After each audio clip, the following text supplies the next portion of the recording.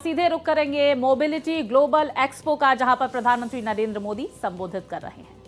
Auto sector को मिलना पक्का है।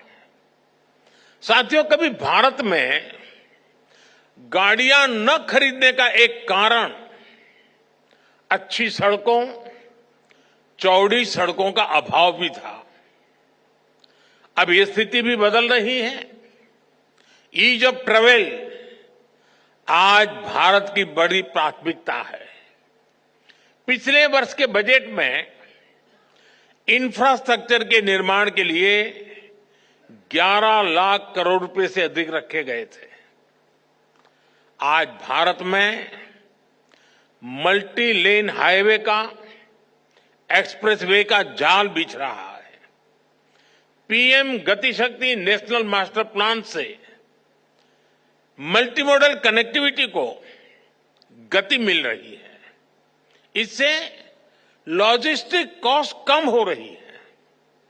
नेशनल लॉजिस्टिक पॉलिसी की वजह से भारत दुनिया में सबसे कॉम्पिटिटिव लॉजिस्टिक कॉस्ट वाला देश होने वाला है।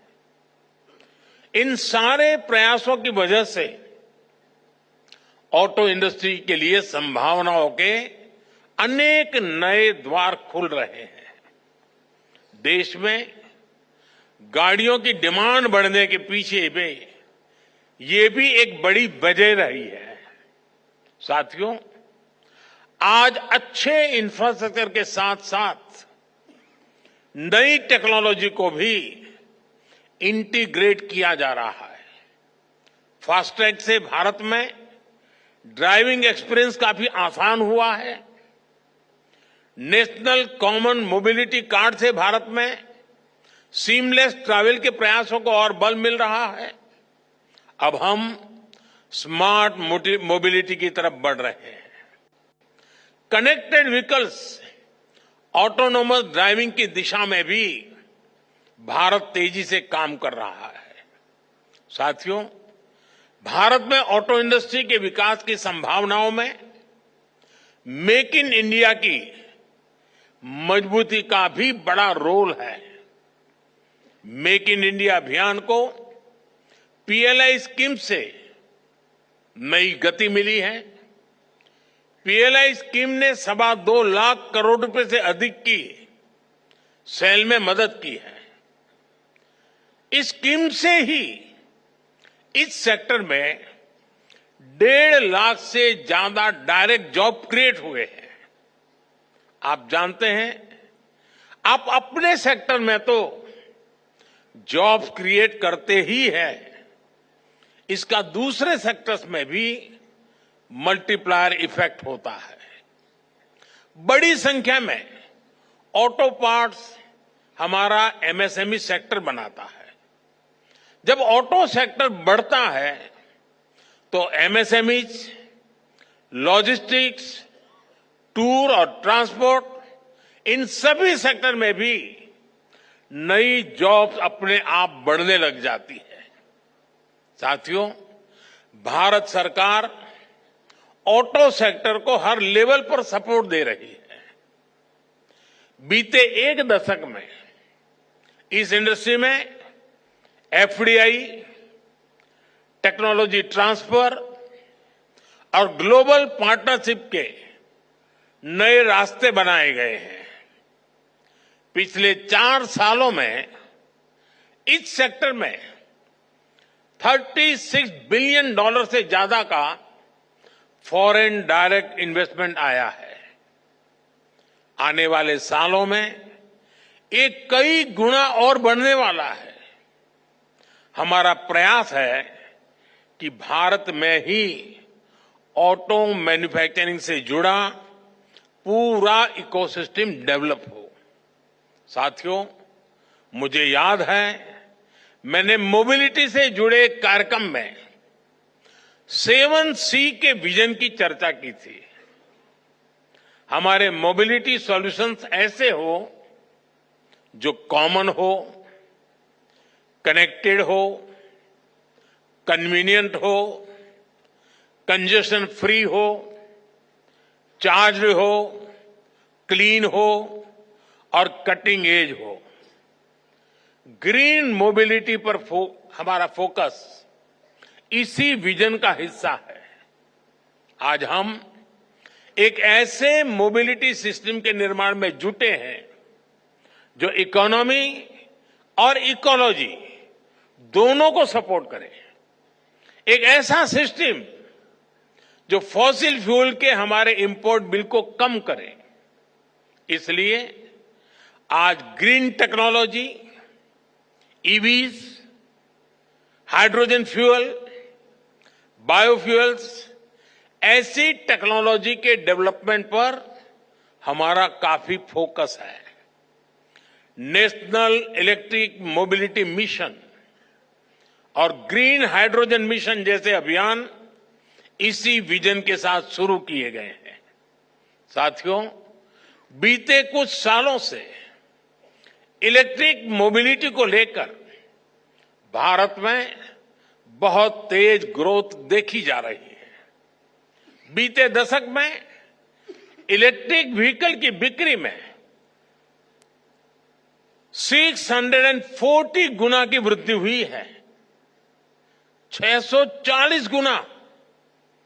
10 साल पहले जहां एक साल में सिर्फ 2600 के आसपास इलेक्ट्रिक व्हीकल बिके थे, वर्ष 2024 में 16,80,000 से ज्यादा व्हीकल बिके हैं।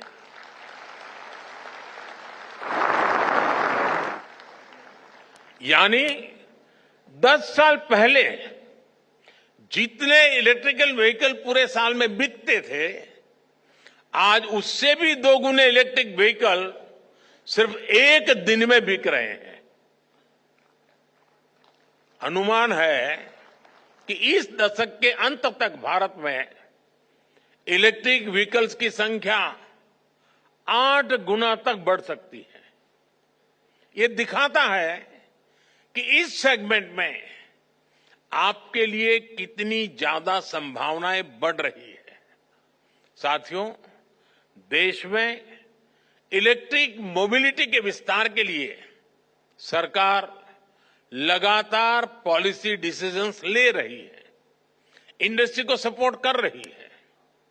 5 साल पहले फेम 2 स्कीम शुरू की गई थी। इसके तहत 8,000 करोड़ रुपए से भी अधिक का इंसेंटिव दिया गया है।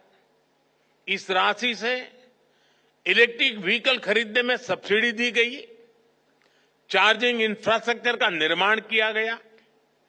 इससे 16 लाख से अधिक ईवीज को सपोर्ट मिला, जिनमें से 5,000 से अधिक तो इलेक्ट्रिक बसें हैं। यहां दिल्ली में भी भारत सरकार द्वारा दी गई 1200 से अधिक इलेक्ट्रिक बसें चल रही हैं। अपने तीसरे टर्म में हम पीएम ई ड्राइव स्कीम लेकर आए हैं। इसके तहत 2 व्हीलर, 3 व्हीलर, ई एम्बुलेंस, ई ट्रक ऐसे करीब 28 लाख ईवीज खरीदने के लिए मदद दी जाएगी। करीब 14,000 इलेक्ट्रिक बसें भी खरीदी जाएगी। देश भर में अलग अलग वाहनों के लिए 70,000 से अधिक फास्ट चार्जर लगाए जाएंगे। तीसरे टर्म में ही पीएम ई बस सेवा भी शुरू की गई है। इसके तहत देश के छोटे शहरों में करीब 38,000 ई बसें चलाने के लिए केंद्र सरकार मदद देगी। सरकार ईवी मैन्युफैक्चरिंग के लिए इंडस्ट्री को लगातार सपोर्ट कर रही है। ईवी कार मैन्युफैक्चरिंग में जो ग्लोबल इन्वेस्टर भारत आना चाहते हैं, उसके लिए भी रास्ते बनाए गए हैं। भारत में क्वालिटी ईवी मैन्युफैक्चरिंग इकोसिस्टम के विस्तार में, वैल्यू चेन के निर्माण में मदद मिलेगी। साथियों, ग्लोबल वार्मिंग की, क्लाइमेट की चुनौती से निपटने के लिए हमें सोलर पावर को अल्टरनेटिव फ्यूल को लगातार प्रमोट करते रहना है। भारत ने अपनी G20 प्रेसिडेंसी के दौरान ग्रीन फ्यूचर पर बहुत जोर दिया है। आज भारत में ईवी के साथ ही सोलर पावर को लेकर भी बहुत बड़े लेवल पर काम चल रहा है। पीएम सूर्यघर मुफ्त बिजली स्कीम से रूफटॉप सोलर का एक बड़ा मिशन चल रहा है। ऐसे में इस सेक्टर में भी बैटरी की स्टोरेज सिस्टम की डिमांड लगातार बढ़ने वाली है। सरकार ने advance chemistry cell battery storage को बढ़ावा देने के लिए 18,000 करोड़ रुपए की पीएलआई स्कीम शुरू की है। यानी इस सेक्टर में बड़े इन्वेस्टमेंट का आपके लिए ये सही समय है। मैं देश के ज्यादा से ज्यादा नौजवानों को भी एनर्जी स्टोरेज सेक्टर में स्टार्टअप्स के लिए इनवाइट करूंगा।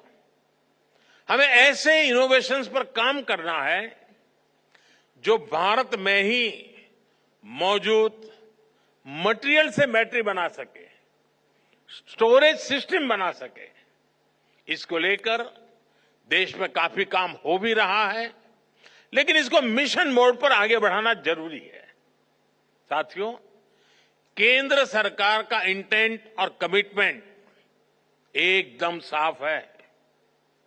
चाहे नई पॉलिसी बनानी हो या फिर रिफॉर्म्स करने हो, हमारे प्रयास लगातार जारी है।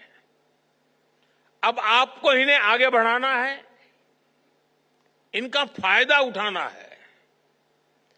अब जैसे व्हीकल स्क्रैपिंग पॉलिसी है, जितने भी मैन्युफैक्चरर्स हैं, आप सभी से मेरा आग्रह है कि इस पॉलिसी का लाभ उठाएं। आप अपनी कंपनी में भी अपनी भी एक इंसेंटिव स्कीम लेकर आ सकते हैं। इससे ज्यादा से ज्यादा लोग अपनी पुरानी गाड़ियां लेकर स्क्रैप करने के लिए आगे आएंगे। ये मोटिवेशन बहुत जरूरी है। ये देश के एनवायरनमेंट के लिए भी आपकी तरफ से बहुत बड़ी सर्विस होगी।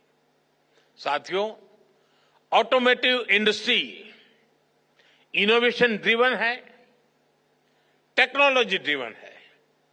इनोवेशन हो, टेक हो, स्किल हो या फिर डिमांड, आने वाला समय ईस्ट का है, एशिया का है, भारत का है।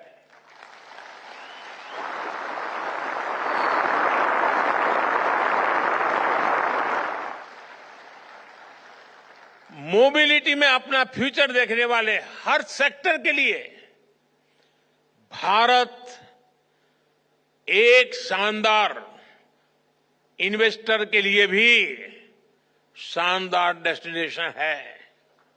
मैं आप सभी को फिर विश्वास दिलाता हूं, सरकार हर तरह से आपके साथ है। आप make in India, make for the world के मंत्र के साथ इसी तरह आगे बढ़ते रहें। आप सभी को फिर से बहुत बहुत शुभकामनाएं। धन्यवाद।